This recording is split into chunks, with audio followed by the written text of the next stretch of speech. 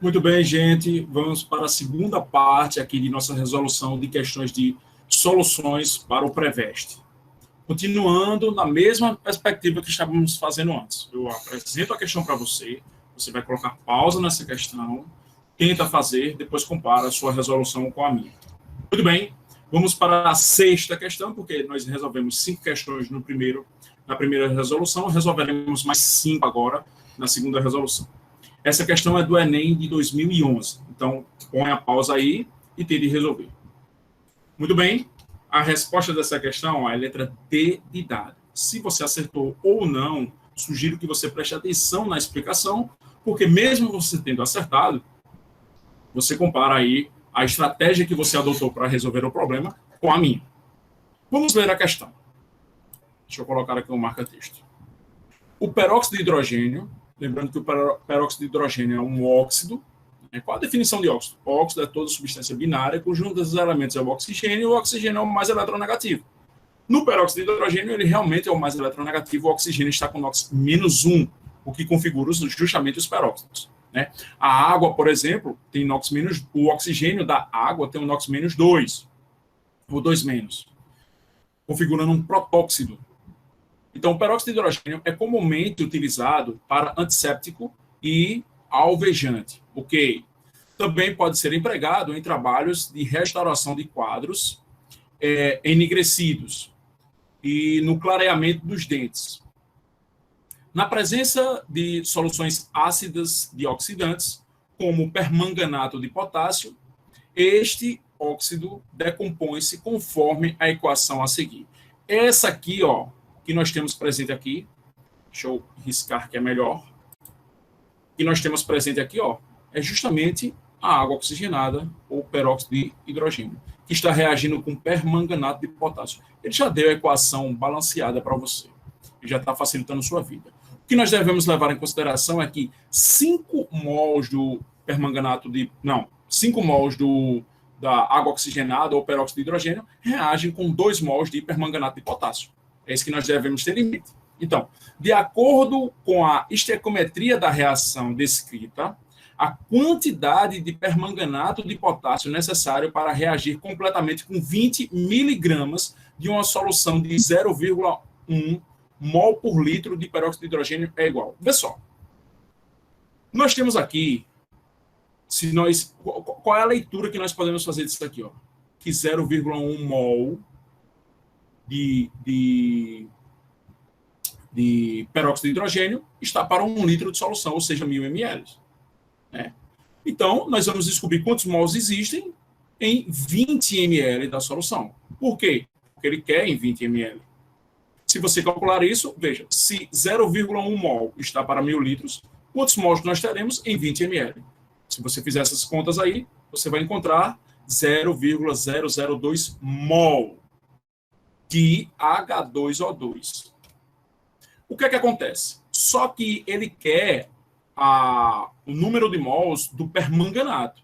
Então, na própria equação, a gente sabe o quê? Que 5 mols de H2O2 está para 2 mols de KMnO4. Então, ó, 5 mols está para 2 mols. 5 mols de quê? De H2O2. Está para 2 mols de quem? De KMnO4. Então, 0,002 mols está para N. N dá 8 vezes 10 a menos 4 mols. Resposta à letra D de dado. Vamos para a 7ª questão. Por gentileza, bote pausa e tente resolver. Muito bem, gente. A resposta dessa questão é a letra E. Letra E de errado.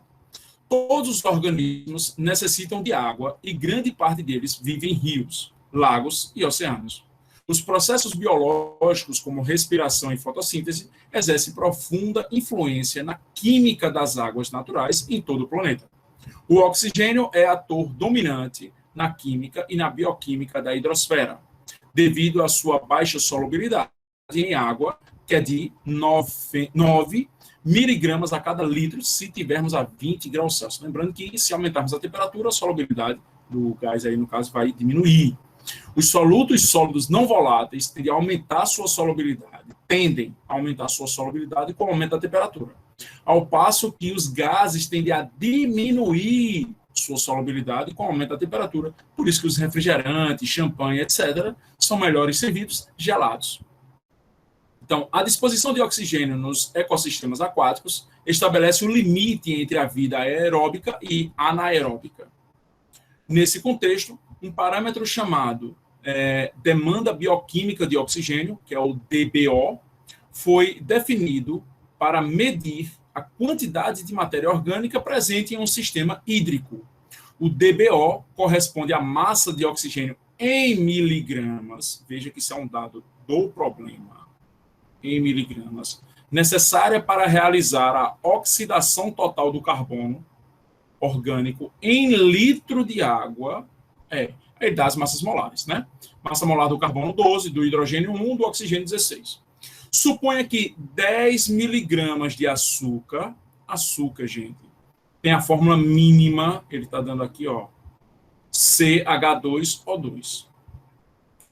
Mas lembrando que o componente mais fundamental dos açúcares são a sacarose. A massa molar, ele já dá, gente. A massa molar do CH2O2, ele diz que é de 30 gramas por mol. São dissolvidos em 1 litro de água, enquanto a DBO será aumentada. Vamos lá. Quando a gente faz a combustão do CH2O, ou seja, nós vamos reagir com o comburente oxigênio, nós iremos obter o CO2, combustão completa aqui no caso, mais água. O que acontece? Nós sabemos que a massa do CH2O é de 30 gramas, ou seja, um mol tem 30 gramas. O do oxigênio é quanto? Veja, cada oxigênio tem 16 gramas. A molécula de oxigênio, que é O2, vai ter quanto? 16 vezes 2, que dá 32 gramas por cada mol. Então, como nós temos um mol aqui, ó, nós iremos obter 32 gramas. Como nós queremos para o problema em 10 miligramas de CH2O, nós teremos uma massa M de oxigênio. A massa M de oxigênio que nós iremos encontrar vai ser 10, se você fizer essas contas aí direitinho. Veja, aqui está grama por grama, para grama. Aqui é miligrama, então esse M nós acharemos também em miligrama, necessariamente. Então, se você fizer essas contas aí direito, você vai encontrar que é 10,7 miligramas. Mas o problema já foi dado em litros, para cada litro. Então, a concentração aí vai ser de 10,7 miligramas de O2 para cada litro da solução que nós estamos analisando. Resposta, letra E. Questão 8. Por favor, pausa, tente fazer, pausa o vídeo agora e tente fazer. Muito bem. A resposta desse problema é letra B de bola. Vamos ler. Lembrando que, quando a gente fala de solução é o soluto mais o solvente, né? Solução é uma mistura de duas ou mais substâncias, tornando uma única fase, se for o caso. É um monofásico. Ao colocar um pouco de açúcar na água e mexer até a obtenção de uma só fase, ou seja, ele fica monofásico, você não consegue, a olho nu, dizer onde está a água, ou seja, e onde está o açúcar, ou seja, onde está o solvente e onde está o soluto. Você não consegue identificar. Então, é porque ele só tem uma fase. O mesmo acontece ao se adicionar um pouquinho de sal à água e misturar bem. Uma substância capaz de dissolver o soluto é denominada solvente. Por exemplo, a água é um solvente para o açúcar, para o sal e para várias outras substâncias. A água, inclusive, é considerado o solvente universal das substâncias polares, porque a água é polar. A figura a seguir ilustra essa citação. Então, nós temos aqui, ó, alguém colocando o soluto, que pode ser tanto sal quanto açúcar, né? Pode ser sal ou açúcar, que é o exemplo que ele está dando na questão. Está colocando um solvente, que no caso aqui é a água. E nós estamos formando uma solução de água com sal, por exemplo, ou água com açúcar.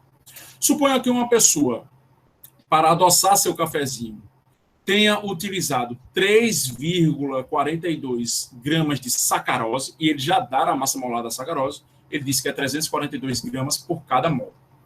Para uma xícara de 50 ml. 50 ml é importante porque será o volume necessário aí para formar a nossa solução, né? Qual é a concentração final em mol por litro? Ou seja, ele quer a molaridade de sacarose nesse cafezinho. Pessoal, o que é que nós sabemos aqui? Ó? A massa molar da sacarose que ele deu é de 342 gramas por mol. Como é que eu descubro o número de mols para a gente poder calcular a molaridade? O número de mols vai ser a massa que ele deu, que é de 3,42 gramas, por sua massa molar, o que nos dá o quê? 0,01 mol. 0,01 mol está para 50 ml, mas 50 ml tem quantos litros? 50 vezes 10 a menos 3 litros, que foi justamente o que eu coloquei aqui. Ó. Então, X, que é a quantidade de mols, que está para 1 litro. Para quê? Porque eu quero a molaridade. X vai dar igual a 0,2 mol, que está para cada litro. Ou seja, a molaridade é quanto? 0,2 mol por litro. Resposta letra B de bola. Muito bem. Questão 9. Vamos lá. Enem 2009. Questão mais chatinha aí um pouquinho. Dê pausa e tente fazer. O problema maior aí, gente, é a interpretação, não é nem a química do problema. E lembrando que a interpretação do problema faz parte da sua resolução. Você tem que saber interpretar bem para poder fazer as questões, compreender as questões do Enem. Muito bem, gente. A resposta dessa questão é letra T de dados e vamos entender por quê. Né? O álcool hidratado, e a gente está utilizando muito o álcool hidratado na pandemia, 70%, né? O famoso álcool 70%.